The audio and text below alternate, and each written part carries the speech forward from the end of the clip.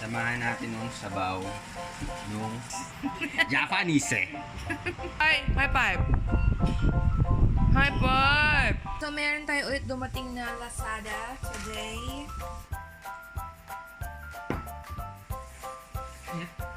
Hop! Inside like the 4th of July. Whenever you're around, I always seem to smile. And people ask me how. Well, you're the reason why I'm dancing in the mirror. Morning, everyone! Ayan, ang dami na naman na huling bago. Kasi may mga buhay, di ba? I-share ko sa inyo yung soap na ginagamit ko kasi nagkaroon ako ng breakout before nung nire-renovate tong bahay kasi nga sobrang alikabok, ganyan. Tapos, wala talaga ako mahiyang. Nagpunta na ako sa derma. Yung gamot na binigyan niya sa akin is sobrang namang tapang. So, nag-search ako and na-discover ko to.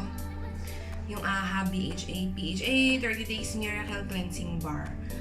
So sobrang effective niya. Bumili din ako ng toner. Tapos hanggang ngayon pregnant ako, medyo nung first months ko nagkakaroon din ako ng breakout. So ayun, may mga marks.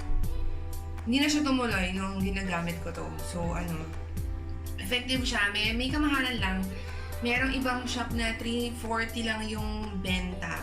Merong ibang 500. So, hanapin nyo yung nasa 340 lang. Kasi legit din naman yun. Tapos, so medyo may kamahalan nga siya. Ang ginagawa ko, hinahati ko siya sa gitna. So, ganito yung itsura niya. Yan. So, hinahati ko siya sa gitna. Para, ayan, yung napang-grocery namin kahapon. Tapos meron pa mga sa ref. So, ito yung lulutuin mamaya ni FAFA RB. Ayaw niya magtigil dito eh. So, Japanese curry. Si Sumo nagpapakute. Ganyan yan eh, pag nakahingi ng pagkain. Nagpapakute si Joma. Hindi sa bopis nagmamakaawa si Sumo eh. Sa saging. Banana? Joma? Banana! Suma? Oh, wait lang. Ako muna.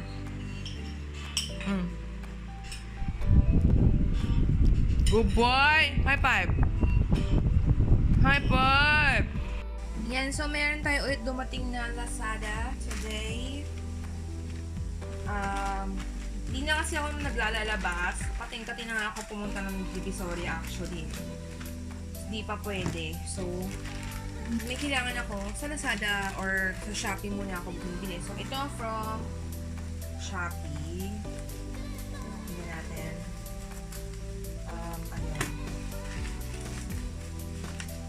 Sobrang helpful ng Shopee ngayon eh. Basta marunong ka lang talagang pumili ng seller. Ayan. So, ito pala in-order ko na Maybelline. Yan yung Age Rewind na concealer and yung powder mattes na na lipstick. Yan. So, habang nag-aantay tayo kay FAFA RB, so magpa-filing muna ako ng mga files ng client kasi mayroon ako mga upcoming events. So, 7th birthday, tapos wedding sa 12, tapos AFP wedding sa July 18. So, nandyan yung mga mga reminders dito sa folder na to. Yan. Mga reminders yan, hindi ko pa nasusulat. Yan. So, nakaganto ko lagi kasi para hindi ako malito kasi medyo madami sila. So, ayan, mag-work muna ako. So, ito ang ulam ko ngayon. Kasi maganda raw sa buntis yung yan, mga yellowfin tuna. So, hindi naman siya naka-canned goods, kaya okay siya. Sana masarap. Ayan yung itsura niya sa loob. Spanish style siya.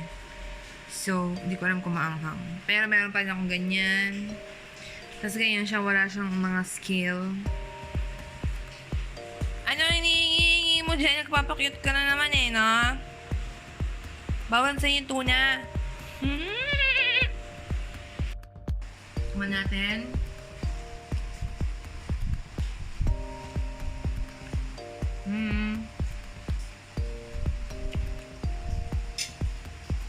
Lasang siya. Medyo manghang siya. Tapos, parang medyo matabang. So, nag-text si RB. Sabi niya, parang buti na daw yung binila naming beef kahapon. Tsaka, i-cut ko na daw siya in cubes. Para pag uwi niya, start na niya yung recipe niyang Japanese Korea. So, habang nag-work ako, may dumating na LBC. Para naman to sa event ko sa week. Yan, next week. 7th birthday. Mga ano to, loot bags. From my supplier. Yan, tingnan natin. Yan, so ito yon si Cassie. Anak yun ng best friend kong magbe-birthday. So, loot bags niya yan. Tapos, nagpadala din kasi ako ng sample ng invitation niya dun sa supplier ko eh. So, ito yung invitation niya, sobrang ganda. Ayan, for sample ko. Then, ito yung AFP ko na wedding next month. So, ito din yung invitation. Yan. Tapos, ito, ewan ko parang pinakita lang ata ito sa akin eh for sample ng ibang klaseng parang loot bag siya or loot box gano'n. So sobrang kalat na ng kama. So may dumating din kay ate bag yan, backpack. Umorder siya sa Lazada kasi ayaw na niya nung trolley niya sobrang bigat. Ayan. Waymay. Tingnan mo nga. Yan. So, ayaw na niya kasi ng trolley na bag. Kaya siya bumili ng backpack sa Lazada.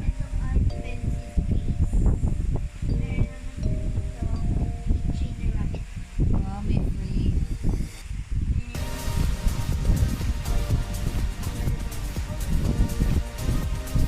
Yan, meron ka pang test na na bag. Yay. Okay, so may gamit mo. Gamit niya kasi yung bag ko na yun, yung pang hiking namin. Nasira na yung dala ko dito sa Singapore. Maglinis din muna ako ng brush. Singkin na nila. Paliguan natin ang mga brushes. Ayan, so ito na si Papa RB. Nagpa-uwi ako ng white flower. Yan ang best friend ko ngayong buntis ako eh. Sakit na ulo. May wishes na aking mani. Yay! Oh, di ba ang babaw ng kaligayahan ko? Namimiss ko kumain yan kasi. So, napauwi ako sa kanya niyan.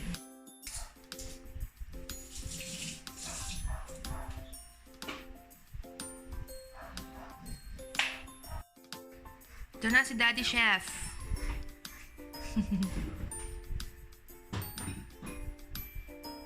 Anong atin ngayon, Daddy?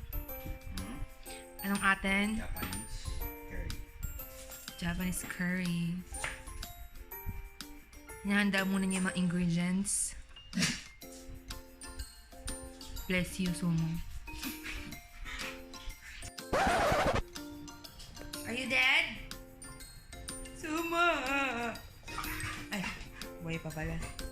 Japanese curry kasi nakita ko siya sa Facebook. Natawa ako. Baka sa curry. Pero ito, hindi ko sinunod yung sinangkot siya agad dun sa yung karne. Ako pinalambot ko muna kasi baka mamaya makunat. Hindi makain. Saka kumunti yung karne. Kaya babawasan namin yung karne. Ay yung sahog. Ito yung karne, kumunti siya eh. Kaya gagawin ko, babawasan ko na lang yung mga sahog. Ito, binawasan ko na siya. Kinat ko na siya ng ganyan. Sabi nila tama. Carrots, potato, At tsaka saka onion. Onion. Tapos ito yung mga pang ano niya. Worcestershire. Tapos, butter. Butter una. Oh, butter na.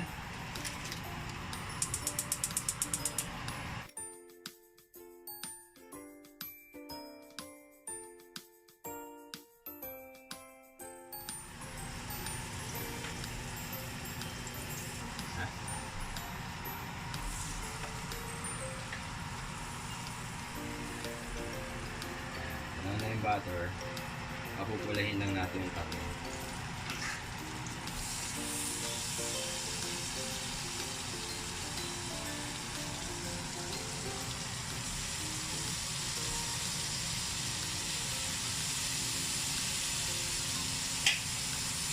First time natin gawa ng Japanese curry.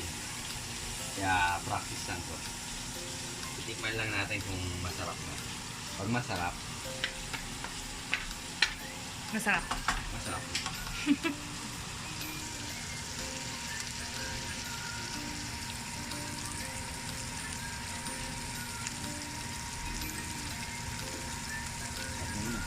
Ito yung nakita kong ano, sauce niya.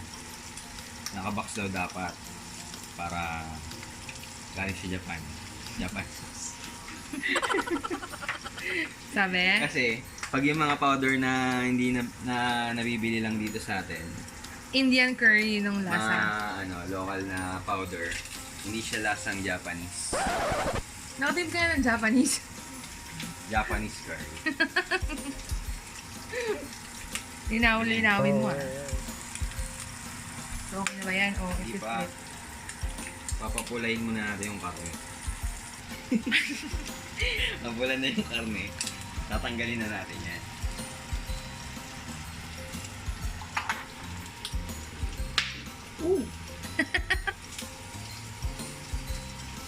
Social ah. Pag naka-YouTube ba, social. Ooh! Pag Japanese. Pag Japanese. Lagay natin yung sibuyas. Oh! Ow! Happy New Year!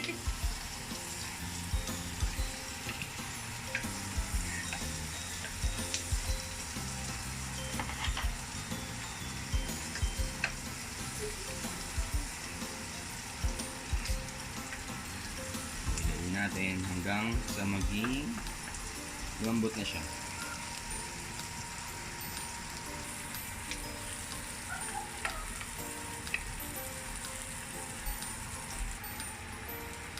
Kasama na natin yung carrots. Saka yung patatas.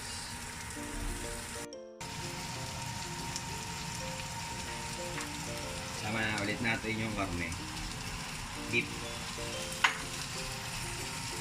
Yan, mas marami yung gulay. Kasi kailangan ng starcha. Makakainin mo yan.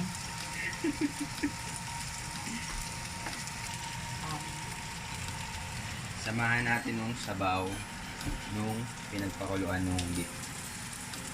Tansyahin lang natin.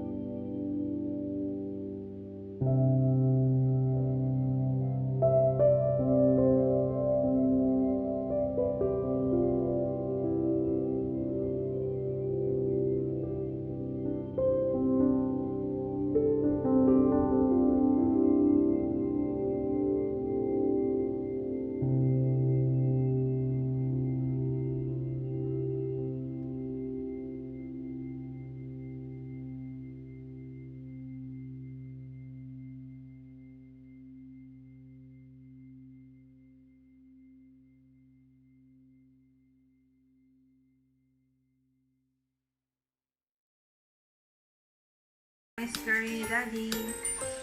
Marunong gumamit ng siya. Lambot. Oo.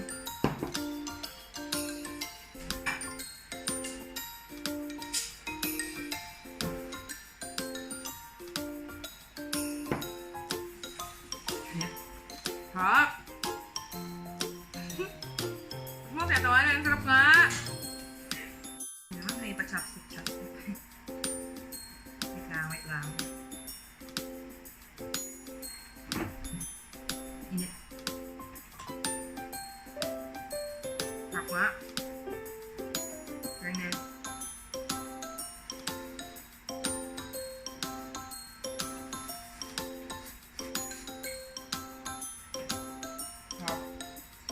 Pwede na mag-asawa! Mag-aasawa na ako ulit. Pwede na! Ano sabi ng luto mo? Ay. Ba, masarap ka.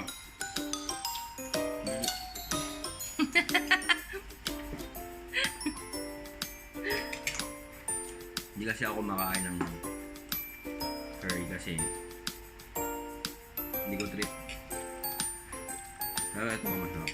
Hindi siya nakakasuya katulad ng Curry local, lang. Yung curry na powder na nabibili sa palengke. Ito hindi siya nakakasuya. Ikaw na, ang lasa. Sarap. Good na din. Ate Jana. Sarap. Init. Saka Yung dila ko.